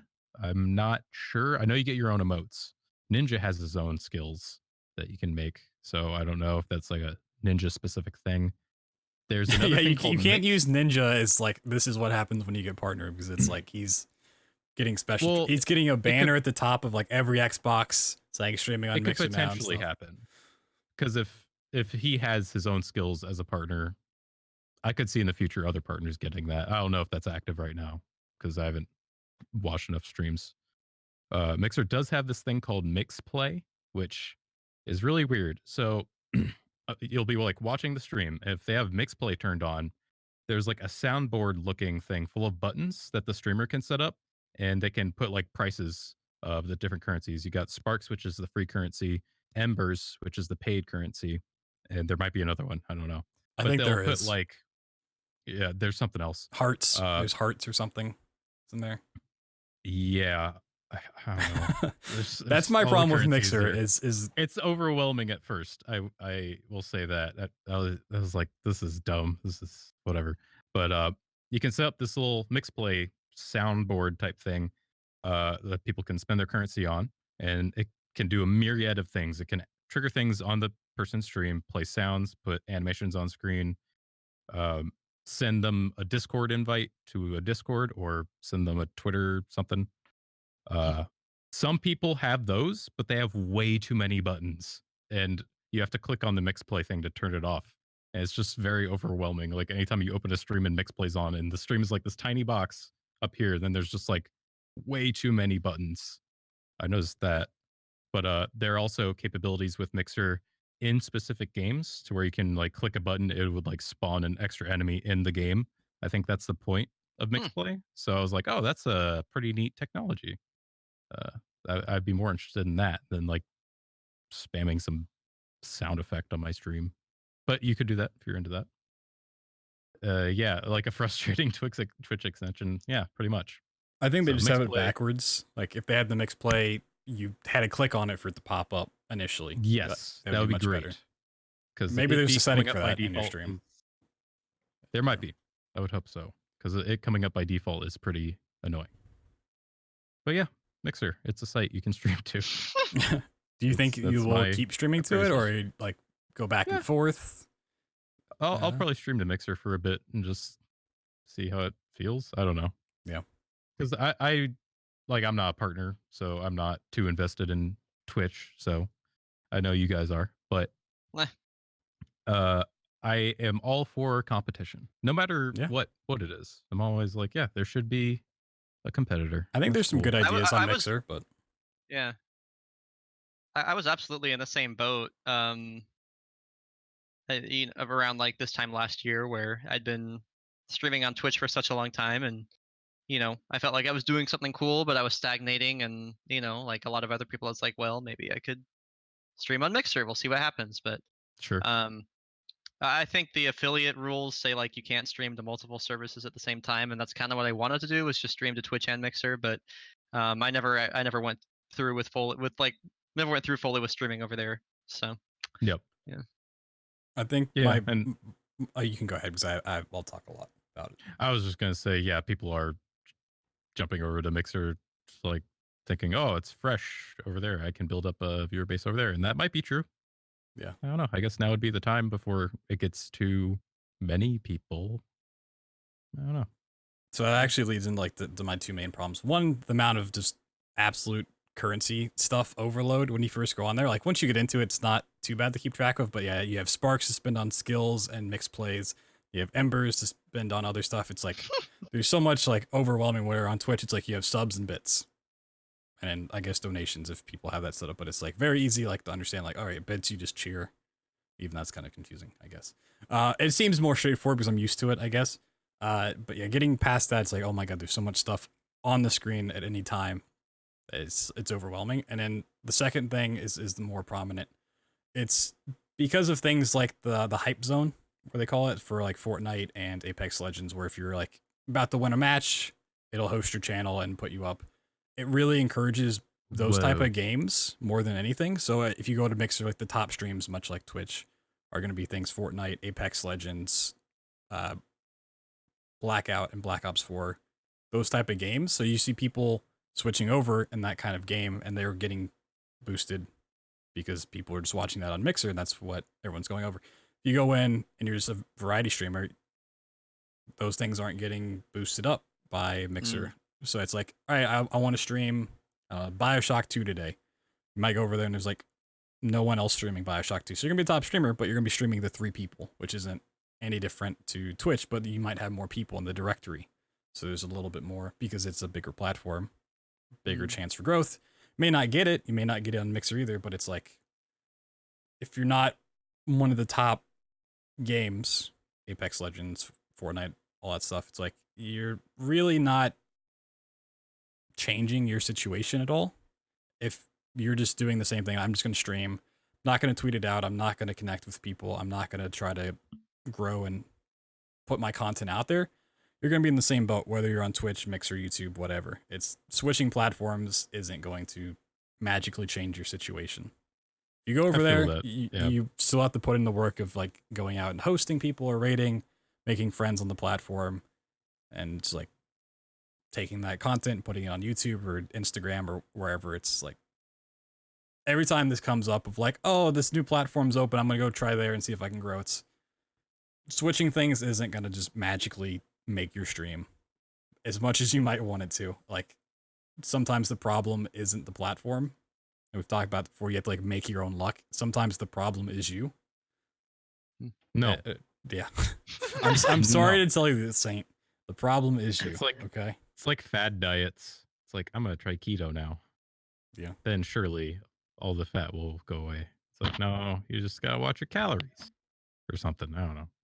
I just realized that hype zone is a term that they probably took from NFL Red Zone, which on the NFL channel they had this thing called Red Zone on Sundays where they would only show people within like 20 yards of the end zone. Oh yeah. I remember just realized that's what they named it after. Or I mean, maybe, but maybe it's awfully it's a close. similar idea. Yeah, it's like people who are awfully close to scoring in Apex or something. Yeah, which is that's a pretty good idea. That's always like a selling point people throw out. Like, oh, you know, Mixer's doing this cool stuff. They're doing like this hype zone. It's like, you could get that to work if on you're not Twitch into VR, it's like your SOL. Yeah, exactly. Yeah, you gotta have that integration. But yeah, like we'll see in a couple months whether things hold up for him or not. Whether Ninja can convince enough people to switch over. I don't think we'll see a whole lot of big partners like Dr. Disrespect or Shroud or anybody like that jump over, unless they get a contract as well for $900 million. Yeah, that's the thing. It's like you're kind of sacrificing a good situation to move. Yeah. So you need that contract if you're a bigger streamer. I think we'll see a bunch of smaller end streamers, you know, less than 10 viewers switch over. Maybe some mid-levels if they're kind of in a rut and want to mix things up, but I don't think you'll see a lot of partners or higher end affiliates really switch over at all. No. At least not yet. Like I said, in a couple months, maybe if more people are moving, numbers are looking up, you might start getting some drifters, but for the most part, I don't think things are really moving. Yeah. But Ninja also has a book coming out, if I remember right. This was like a couple weeks ago, but we kind of skipped over some stuff last week. Me and Saint were like, oh man, we left out like 10 topics. I'm trying to remember what they were. Who has a book? Ninja. He's like writing like 3 books. Apparently like one is like a graphic novel. Jesus. And then he has one about how to get better at streaming, or his ultimate guide to gaming is what it's called. Coming out sometime soon, which is probably gonna be a bestseller when it comes out. Because every kid's gonna buy that. Yep. It has 5 out of 5 at Target. It's not even out though. What does that mean? But well, I'll have to buy this. I'm very curious to read it, not because I really care what he thinks about it, but just to see what kind of information he puts up. Because we've seen people doing the stream coaching. There's that service, I don't know, like last year at some point that was like, pay us $50 a month and we can teach you how to become a pro Twitch streamer and get you partnered and all Oh, this yeah. stuff. What was it called? Like Fast Lane, something Something like stupid. that. Yeah. So it's just, I'm curious like what kind of tips he's really throwing in here, and it's Right. already just looking at like the brief description the book has on Amazon, it seems very just general kind of stuff. Right. Self-help book. So it's like anybody, about like I gaming. could have written this book, just slap my name on it, and it would make no difference. We'll see. I wouldn't be surprised if someone else wrote it. Oh, It's I'm just like, yeah, I'll absolutely put my name on it. just a ghostwriter. I mean, definitely see it. Tips for growing your stream by Ninja. Set reasonable goals for yourself, and it goes into it some more. Find a clear-cut angle for your stream. Play games you care about. Build a wish list. All these have like paragraphs to them. I'm just going over. Stream consistently. Okay. Don't ignore your audience. Which I feel like if you watch Ninja, he ignores his audience a lot. But maybe that's because he has 20,000 kids in there. You can't skimp on social media. Okay. And persevere. Those are, Okay. at least on this page, Got it. his tips for growing your stream. All right, we don't need to read the book. We just got it all right there. I mean, that's really all you need. Bullet points. Yep. I don't know if I need to read much about his life experiences to get It the also gist of looks all like that. it just goes into general gaming stuff. Skipping through here. And some anecdotes. Yeah, I don't. Well, you've been reading books, so you read that book, and then you come back. Okay. All right. What books have you been reading, BT? I usually just like read like old Twilight. Yeah, Twilight. Like old classic horror things like Picture of Dorian Gray, Dr. Jekyll and Mr. Hyde, Dracula, that kind of stuff because it's super interesting to me. But there's a series I loved. It's like a teenager. I don't remember when I read it, whether it was like late middle school or early high school. It's called The Obsidian Chronicles. I'm actually on book 3. It's called, it's backwards, but Dragon Venom. Like 500-page books, pretty short, pretty easy to get through. But think of, if you guys know the story of the Count of Monte Cristo. Yeah. It's like that, but set in a medieval fantasy with dragons and stuff. So it's about a boy who gets like wronged as a child, like his family's killed by dragons and sold into slavery. And then he gets out of that and he starts his quest for revenge. But then along the way, he finds out like maybe these people that wronged me weren't as bad as I thought they were. And then he goes through a moral dilemma of like, do I have to kill them? Like, what sort of punishment should I give them if I don't kill them? And all this stuff.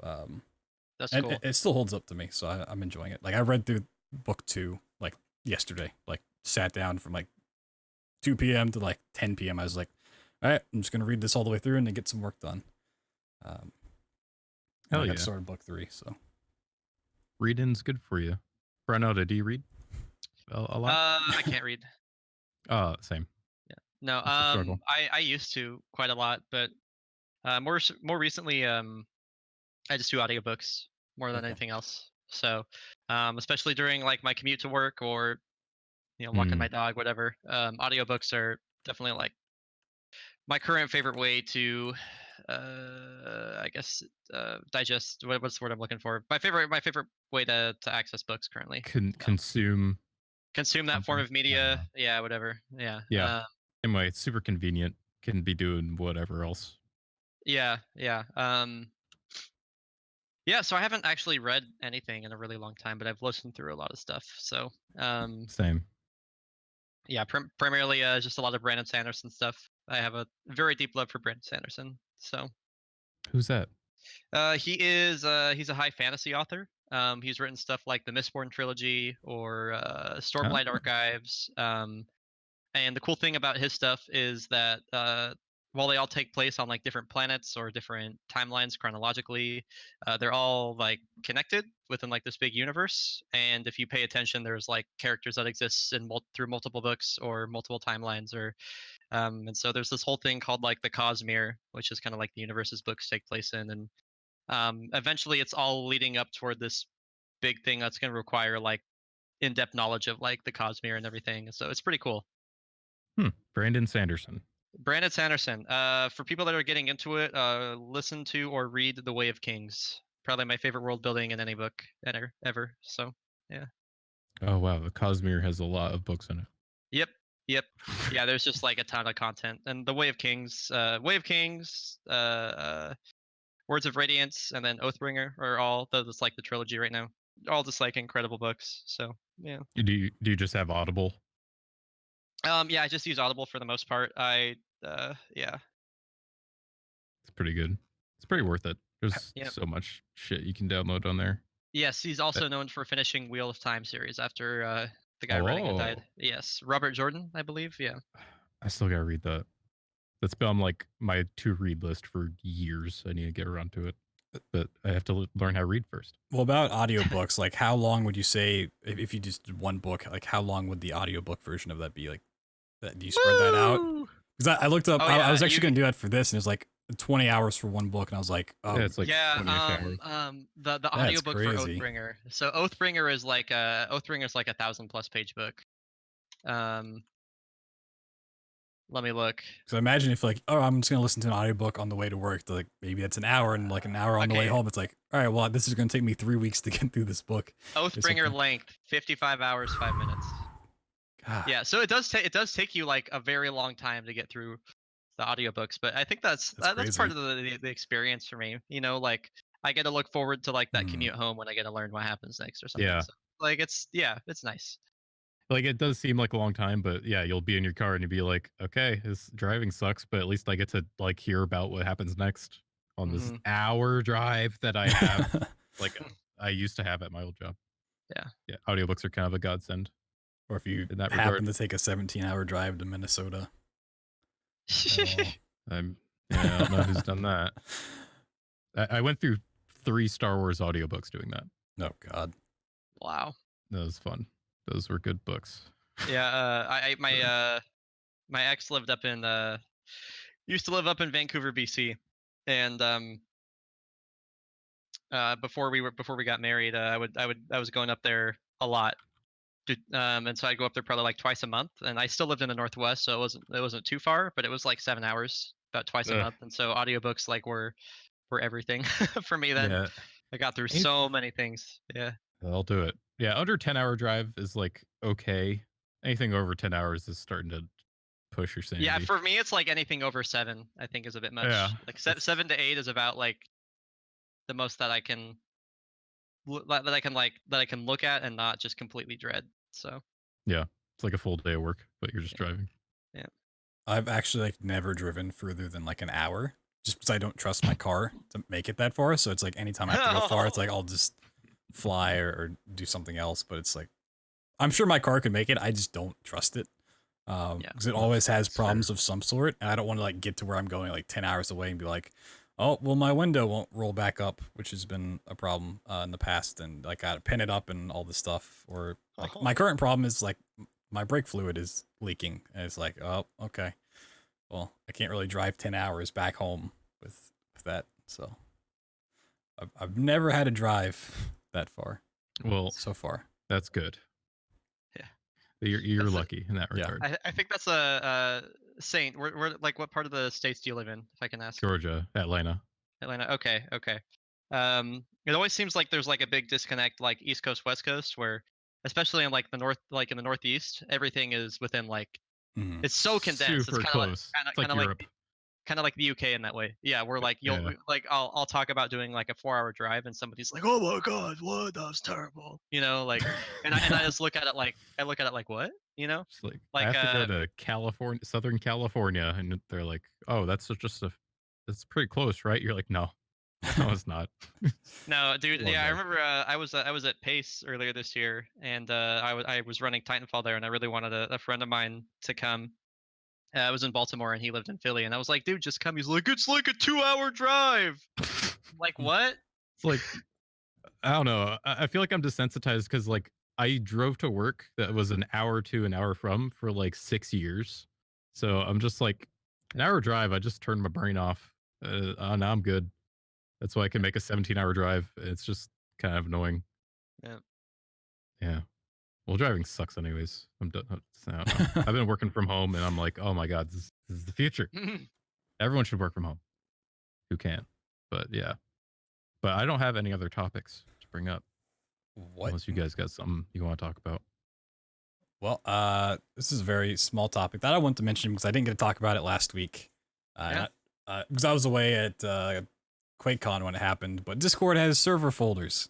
I just want to bring that Yeah, up. I haven't Holy done that shit! yet. You haven't done Yeah, it? Oh my god! Uh, It's pretty good. It's so great. Oh, it's the greatest thing ever. how do I create a server folder? You just drag one on another one. Yeah, take an icon and drop it onto the next. Oh my god. It changes everything. That's pretty cool. Like I Yeah, was at this- QuakeCon and people were like, "Oh, server folders are live." I was like, "I can't do this on mobile. Do I not have it?" And then I brought up my laptop in my room. I was like, "All right, let's do this now." And then for the rest of it, I was just like on my phone. I was like, "Yeah, this is great." Yeah, I was in like 50 servers, and now I just have like 8 things on my bar now. It's so good Nice, dude. because That's I'm in pretty sick. so many streamer discords and then so many speed game discords. I'm like, I just need Yeah. two folders. That's all I need. 2. Well, I've And always Is there a like limit? I don't think there is a limit, but I've always been Cool. like I'm gonna always cut back the amount. It's like, oh, I'm not active in this Discord server. I haven't talked in there in like 6 months to a year. It's like, all right, I'll just leave it. And I did that pretty Yeah. heavily back in May. I left like 50 Discords, because it was like taking up space from the bar and stuff. And I annoyed at getting pings all the time from different stuff. So I was like, I'm just gonna leave all Yeah. these, just get them out of the way. But it's like now I kind of want to go back and just rejoin them and just put them in a folder. That's why I stayed in them. Yeah, it's like I can actually There's go gonna be in. folders soon. I held out I because just, I want to leave them because I'll have to rejoin it when I want to like find some piece of information or something someone said mhm. in some speed game that I might pick back up or something silly. Yeah, that is big news. That's a good point. Yeah, I'm Yeah. I'm actually organizing it as we speak.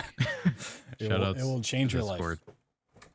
And you can just like mark the entire folder as red. You can just like change the colors, and Wow. it's so nice. A whole new world. Yeah. Unfortunately, you can't like make the folders on mobile, but you can still like move them around and edit them to some Right. degree. I think maybe they've updated that. I'm not sure. And you can like long press them and all that stuff. So great. That's pretty neat. Yeah, I'm just watching my. I didn't realize how many fucking servers I was actually in. So The I'm one watching thing it shrink. I'll say is Yes, I wish there was a folder within a folder. That's the next move. that's impossible. Yeah. I mean, it took this That's long to get crazy folders, so possible. I imagine it's pretty impossible. Yeah, they're probably working on it. It'll come out in 2 years. But At Discord space. with that big breaking news that's super late out of the way, what are you guys going to be up to in the near future? We can start with Ooh. Bryonato. It's our special Yeah. guest. Control coming out on the 27th. Mm. Very, very excited about that. It's Yes. for people that aren't in the know, it's made by Remedy. They are the people that made Max Payne, Alan Wake, Quantum Break. The setting for it looks absolutely bonkers. Oh my gosh. The gameplay elements look really cool. I am like super duper looking forward to that game. Yeah, I've been like waiting for it for quite some time, and so I'm kind of Same. I'm not holding out too much hope, but I'm kind of hoping that like maybe it's a cool speed game or something. I'm not really sure, but yeah, that's what. So for the next few weeks for me, it's like Titanfall 2, Wolfenstein, and then Control's out on the 27th. I'm really excited for that, and Yes. that's what I'm looking forward to right now. And then we got GDQ submissions on the 22nd, so I'll be submitting Wolfenstein and Titanfall for that, and then they'll hopefully, if Control's a good speed game, they're having that secondary submission period this year for games that were released like on or after the submission period, and I think maybe it's Control. 2 weeks before registration. Yeah, maybe can't remember. Control will get in there too. So yeah, Yeah. I'm I'm really hoping it's a curious. speed game too. I'm really curious about that like second wave submission, how that's going to go. But yeah, we'll find Apparently, out. it's only if they only set aside 3 hours for games like that. I think that was for So- GDQX, maybe. Well, that's Or did that's they on the say- site right they now. Was weren't- that for the didn't main do it. event? They Oh. weren't doing it for GDQX. Yeah, Yeah, Huh. it's on the site right now for I think they could. GDQs. I think they could do it a little bit more, 3 hours. But that like newer Yeah, I don't games, know. I always feel like newer games go out to be about an hour and a half. That's kind of their typical that way landing these days, spot. So yeah. it's like you might get 3 games in there, which you know, I guess it's fair, but it's like if you have a lot of really good games that happen to all come out at that time, like for SGDQ, like the submissions opened up like after February. It's like you had Kingdom Hearts and you had like Metro Exodus and like so many big games came out like right before that. It's like Yeah. you're gonna have just 3 hours for all those things. It's like the way they're doing it, they could give it 5 hours at least. I think maybe more, but Yeah. we'll see. The weird thing about Control, I've seen a little bit of gameplay of it. They have, they could have changed it, or it could be slightly off about it, but they have a kind of randomly generated AI director kind of guiding the campaign. So it's like everything won't be the same sometimes on your Oh, different playthroughs. I don't actually know anything about the game, so that's interesting. I've That's just seen like the gameplay. yeah, that's all I know is that there's some sort of AI director, kind of similar to like Left 4 Dead multiplayer. It was like, oh, you should have zombies now because you're at this point, you're doing this good or something like that. It's Yeah. like that, but it will like actually maybe change the levels and like which way certain enemies come at you. Yeah. I don't know how that'll play into the speedrun, but it could be interesting. Yeah. But yeah, I'm super looking forward to that game too. Yeah. Since I'm a big Max Payne fan, I love third Mhm. person shooters. Mhm. Got telekinesis.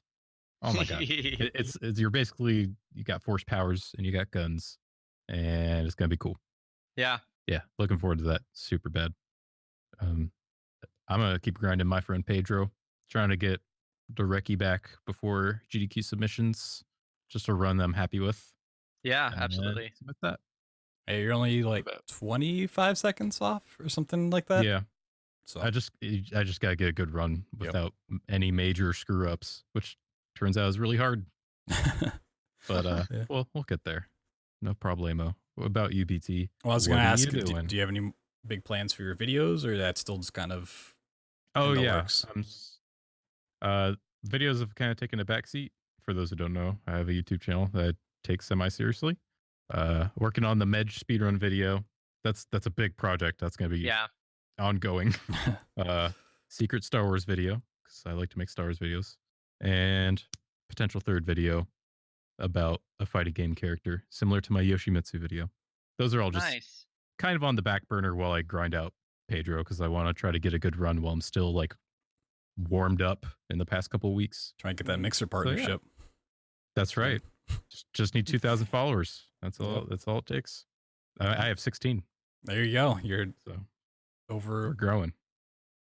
0.5 of the way there. Yeah, we'll get there. What about you, BT? What are you up to? More Wolfenstein Youngblood stuff. Doing runs with me. Yep. Yeah, runs with you. Amerlin, I Hell think, yeah. wants to do more, and maybe some other people if they are down for it. It's like because I don't do anything else. It's like if someone's like, "Hey, you want to do co-op runs today?" It's like, "Yeah, sure, I'll obviously go for it." So if anyone out there is doing co-op runs, just let me know. Because it's like if I don't do co-op runs, I don't want to do solo runs of that game. So I'm trying to find my backup for when people aren't available.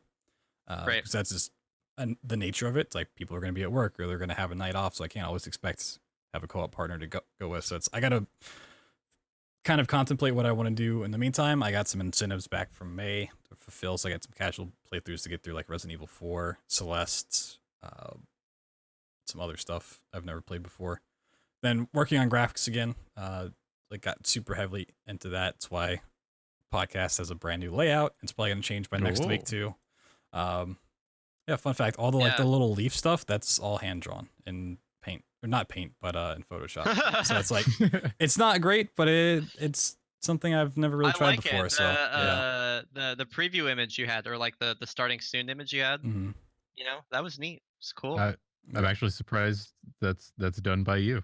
Yeah, I assumed you described that from some site. No, I started doing it. I was like, I was just sitting there for like 2 hours. I was like doing like one of the like little leaf things. I was like, all right, you can go this way, and then I was like, nope, delete, and just do it again. Just kept making it Control Z, and did it all again. Painted right on screen. Right on screen. Start selling your services on Fiverr. Yeah, I'm gonna hit up the Mixer audience if they want stickers. I can make those for them. That's right. Make some sparks in return. Ninja. More reading, and then just doing stuff, thinking about the future, as always. But I think that's going to wrap it up for this week's Blood Saint and Beers. Thank you so much, Bryonato, for being our special guest. Yeah, this was nice. Thank you for joining us. You're welcome Yeah. back. It's super fun. You're welcome back anytime if you want to Oh. come back on. That'd be cool. Yeah. I always Same tell time the next guests that, but I don't like none of them reach back out. So yeah, if there's ever something you want to talk about or you just feel like stopping by, you can do that. More than welcome. Yeah, absolutely. We'll have all his links provided below if you guys watch it on YouTube afterwards. So these do go up on Wednesdays. You can also find it on Spotify, iTunes, Google Play, anywhere where RSS feeds are available. You can check it out there. You can also go to bloodsaintbeers.com or hit us up on Twitter, bloodsaintbeers. Leave us just the tag. Send us questions or topics you want us to talk about as well. But see you guys next week. Thanks for tuning in. Thanks Bye, for having everybody. me.